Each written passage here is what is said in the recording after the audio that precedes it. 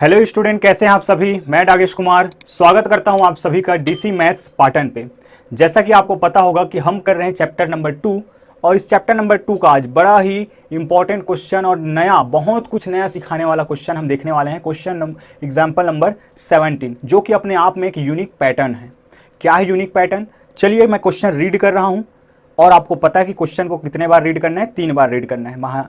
मैं यहाँ पे आपको एक्सप्लेन कर रहा हूँ। आप जब कभी भी इस तरह के क्वेश्चन बनाएं तो आप इस बात का ध्यान रखेंगे।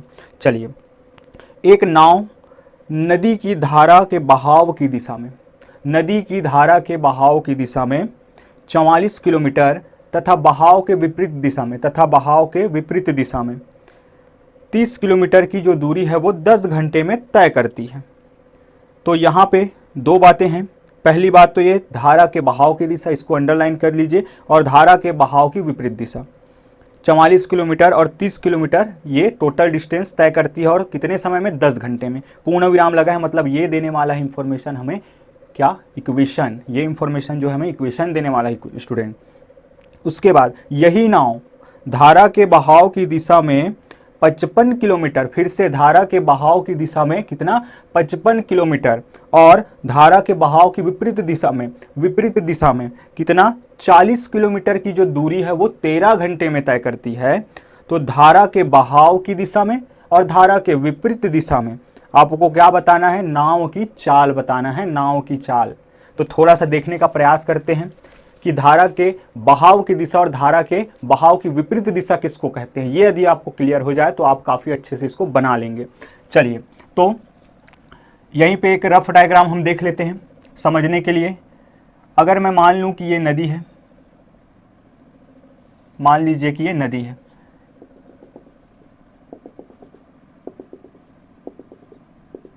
ये तो स्टूडेंट नदी जिधर से बह के जाती है, सपोज कीजिए कि ये इस तरीके से इधर जा रही है, इस तरीके से इधर जा रही है, तो ये जो दिशा है, अर्थात यहाँ जाके सपोज कीजिए यहाँ जाके ऐसे गिर रही है, तो ये जो दिशा है वो क्या कहलाती है? बहाव की दिशा।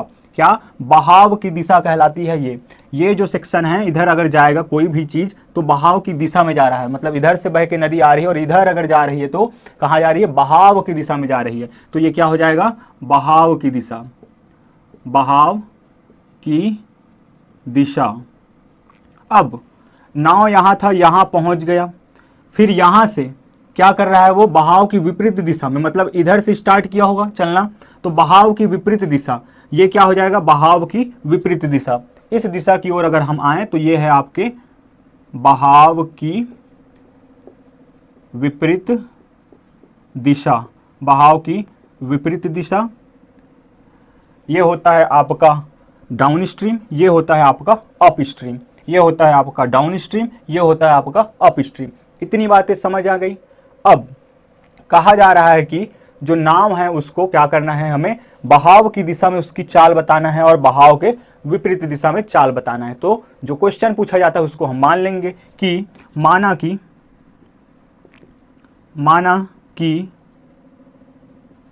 नाव की बहाव की दिशा में चाल बराबर x किलोमीटर प्रति घंटा। x किलोमीटर प्रति घंटा, यूनिट का आपको बहुत ध्यान रखना है। क्या? x किलोमीटर प्रति घंटा। तथा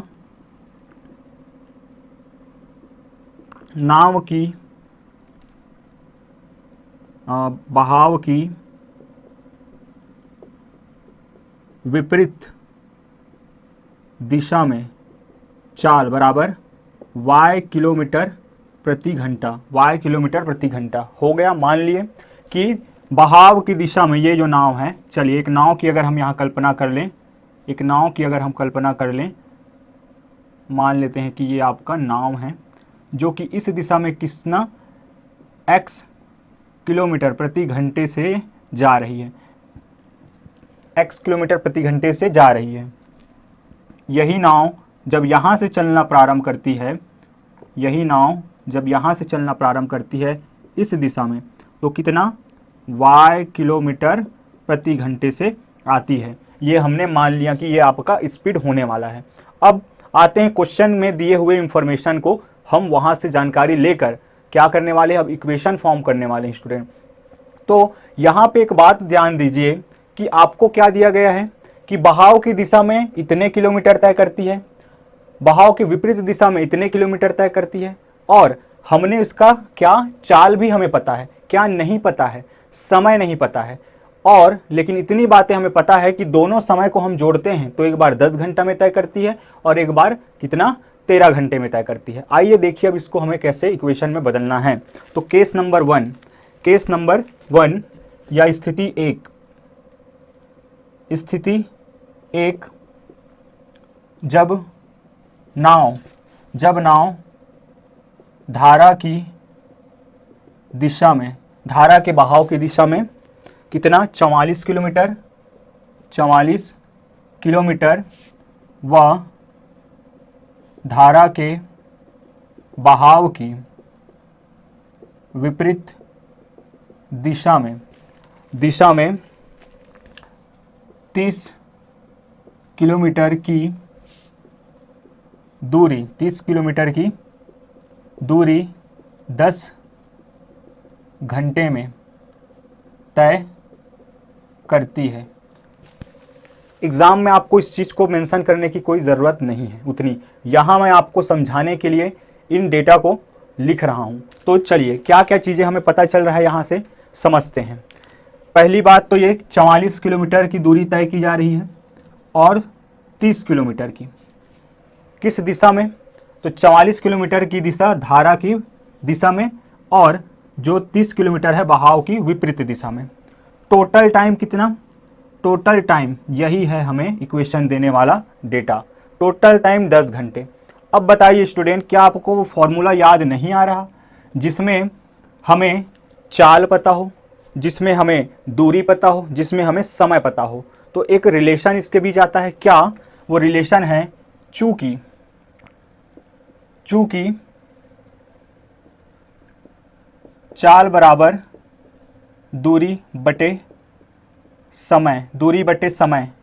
आपको चाल पता है, आपको दूरी पता है, क्या नहीं पता? समय।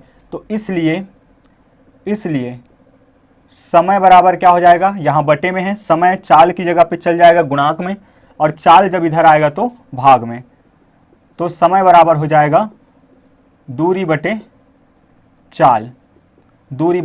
चाल। इस तरीके से मैं कह सकता हूं कि धारा के बहाव की दिशा में चली गई दूरी को तय करने में लगा समय धन धारा की बहाव के विपरीत दिशा में चली गई दूरी को तय करने में लगा समय, अगर दोनों को जोड़ देते हैं तो कितना आता है? 10 घंटा आता है। दोनों दूरी को तय करने में लगे समय को अगर जोड़ देते हैं तो 10 घंटा आता है। और समय कैसे निकलेगा कि धारा की बहाव की दिशा में जाने में कितनी दूरी, 44 किलोमीटर की दूरी तय होती है और चाल है x, तो इतना समय उसको लगता है। और समय बराबर दूरी बटे चाल, तो ये रहा दूरी, ये रहा चाल, और चाल है बहाव की दिशा में जाने के लिए, और 44 किलोमीटर बहाव की दिशा में तय की जाती है। तो लगने वाला समय इस तरीके से निकलेगा। और इसी तरह 30 बटे y बराबर टोटल आपका है 10। अब यहाँ हम क्या करने वाले हैं स्टूडेंट, थोड़ा सा यहाँ मॉडिफिकेशन होगा, और वो होगा कि ये जो अभी तक हमने अपॉन में इनको रख के सॉल्व नहीं किया है, इसलिए हम क्या करने वाले हैं, हम इसके जगह एक अन्य वेरिएबल ले लेंगे जो कि आपका क्या होगा, बिना अपॉन वाला, मतलब कि एक सादा सिंपल नंबर होगा। क्या है कहने का मतलब कि यहाँ मैं ले लेता हूँ 44 या put 1/x is equal to u and तथा 1/y इज इक्वल टू क्या, v therefore 44u plus 30v is equal to 10। ये अपना इक्वेशन नंबर 1, ये इक्वेशन नंबर 1। इसी तरह इसी प्रकार स्थिति 2 की अगर हम बात करें, तो धारा के बहाव की दिशा में कितना जाना है, 55 किलोमीटर। धारा के बहाव की दिशा में आपको चलना है 55 किलोमीटर, और धारा के बहाव की विपरीत दिशा में चलना है 40 किलोमीटर। धारा के बहाव की दिशा में 55 किलोमीटर, धारा के बहाव की विपरीत दिशा में 40 किलोमीटर। तो समय क्या हो जाएगा, बहाव की दिशा में 55 किलोमीटर, ये आप यहाँ लिख सकते हैं, अन्यथा कोई ज़रूरत भी नहीं है। बहाव की दिशा में 55 किलोमीटर और लगने वाला समय है, चाल है अपना x, और धारा के बहाव की विपरीत दिशा में आपको कितना 40/y बराबर यहाँ से हो जाएगा 13 घंटे। 13 घंटे। और यहीं से फिर हम लिख सकते हैं कि सेम चीज़ें यहाँ, इसलिए 55 u धन 40 v बराबर 13। ये रहा इक्वेशन नंबर 2। इक्वेशन नंबर 1 और ये रहा इक्वेशन नंबर 2। इनकी हेल्प से अब हमें क्या करना है, इनके वैल्यूज़ लेके आना है, x और y के वैल्यूज़ लेके आना है। आइए स्टूडेंट थोड़ी नज़र डालते हैं इस पर कि हम कैसे सॉल्व कर सकते हैं। चूँकि नंबर्स जो हैं, गुणांक जो हैं बड़े बड़े दिखाई दे रहे हैं, तो जो सरल हमें पड़ेगा उससे हम इसको सॉल्व करेंगे। तो यहाँ पे है 44, यहाँ पे है 55। अगर इनको मैं बैलेंस करने की कोशिश करूँगा तो बहुत बड़े नंबर आएंगे। तो एक और ऑप्शन है, यहाँ पे है 30, यहाँ पे है 40। और अगर आप ध्यान से देखें तो 30 और 40 का आपका जो एलसीएम होगा वो क्या होगा, 120 होगा, जो कि सबसे करीब है इसके एलसीएम। तो अगर 30 में मैं 4 का गुणा कर दूं तो ये क्या हो जाएगा 120। 40 में अगर मैं कितना 3 का गुणा कर दूं तो ये हो जाएगा आपका 120। तो यहाँ चीज़ें हमारी आसान हो जाएगी। चलिए, तो मैं क्या करने वाला हूँ कि समीकरण 1 को किससे गुणा करना है, 4 से, तथा समीकरण 2 को 3 से गुणा करके घटाने पर 3 से गुणा करके क्या कर देंगे, हम घटा देंगे।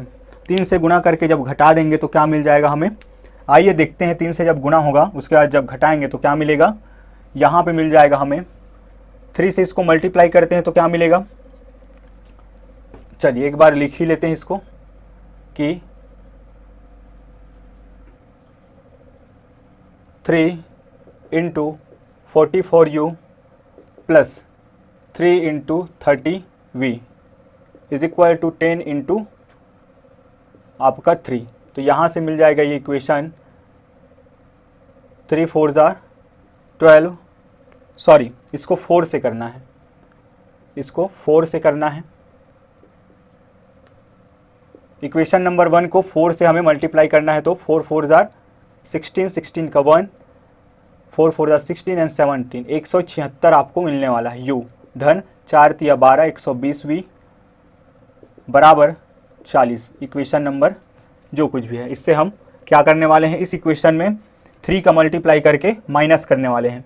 तो सेम ऐसे ही जब हम 3 से मल्टीप्लाई करेंगे तो हमें क्या मिलेगा, हमें मिल जाएगा, जब मैं इससे 3 का मल्टीप्लिकेशन करूंगा तो 3 5 हो जाएगा आपका 15, कैरी 1, 3 5 15 और 1 16, 165 u यहाँ पे हो जाएगा plus 120v is equal to यहाँ पे हो जाएगा 13 × 3 क्या 39। दोनों का अगर जब हम माइनस करेंगे तो यहाँ पे ये माइनस साइन इसको माइनस कर देगा, ये प्लस साइन को ये माइनस साइन माइनस कर देगा, और यहाँ पे प्लस है उसको भी माइनस कर देगा। इस तरीके से 176u और 165u इन दोनों में अगर हम संक्रिया कराते हैं ऑपरेशन, तो 176 में अगर हम 165 घटाएंगे तो आ जाएगा 11u, और यहाँ से ये हो जाएंगे आपस में कैंसल, इज इक्वल टू 1। यहाँ से u बराबर हो जाएगा आपका 1/11, चूँकि u बराबर क्या है स्टूडेंट आपका 1/u को हम क्या मान के चल रहे हैं 1/x, तो u बराबर है 1/x, इसीलिए 1/x बराबर 1/11, दोनों ही अपॉन में है और हमें तो क्या चाहिए x का मान चाहिए, तो क्या कर देंगे पलट देंगे। तो यहाँ से x बराबर हो जाएगा 11, x बराबर हो जाएगा 11, और x क्या लेके चल रहे हैं हम, बहाव की दिशा में, नदी के बहाव की दिशा में जो बोट की जो स्पीड है वो हम लेके चल रहे हैं। x का मान समीकरण, किसी भी समीकरण में हम रख सकते हैं x का मान, फिर हमें क्या मिल जाएगा, सॉरी u का मान रखना है, क्योंकि हमारा जो समीकरण है वो किस फॉर्म में है, हमारा जो समीकरण है वो u और v के फॉर्म में है। तो u का मान समीकरण किस में रखें, 1 में रखने पर, समीकरण 1 में रखने पर क्या हो जाएगा, जब समीकरण 1 में जब हम रखते हैं तो ये हो जाएगा आपका 44 इंटू यू का मान रखने वाला हूँ मैं 1/11 plus 30v is equal to 10। तो यहाँ से मिल जाएगा ये है 44 और ये है 11, तो 11 1 ज़ा 11, 11 4 ज़ा 44, तो यहाँ से 4 बचेगा, यहाँ से 30v, यहाँ से 10। फिर यहाँ अगर मैं माइनस करने ले जाऊँ तो क्या हो जाएगा, 30v बराबर 4 जब इधर चल के जाएगा तो ऋण 4 हो जाएगा और 10 में से हम 4 को अब घटाएंगे तो 6 आएगा। इस तरीके से v बराबर हो जाएगा अपना 6/30 और v बराबर हो जाएगा 1/5। यहाँ एक बात और बता दूं कि आपको ऐसे मेंशन करने की ज़रूरत नहीं है कि हमने इसको काटा है, आप एग्ज़ाम में डायरेक्ट आप इसके बाद ये स्टेप लिख सकते हैं। इस तरीके से चूँकि v किसको डिनोट करता है, इसको भी मैं रेड पेन से ही आपको हाईलाइट कर दूँगा। चूँकि v जो है आपको 1/y को बताता है, इसलिए 1/y बराबर क्या हो जाएगा 1/5 और यहाँ से y बराबर हो जाएगा 5 और x और y क्या हैं, धारा की बहाव की दिशा में व धारा के बहाव की विपरीत दिशा में नाव की चाल। यहाँ पे आपको लिखना है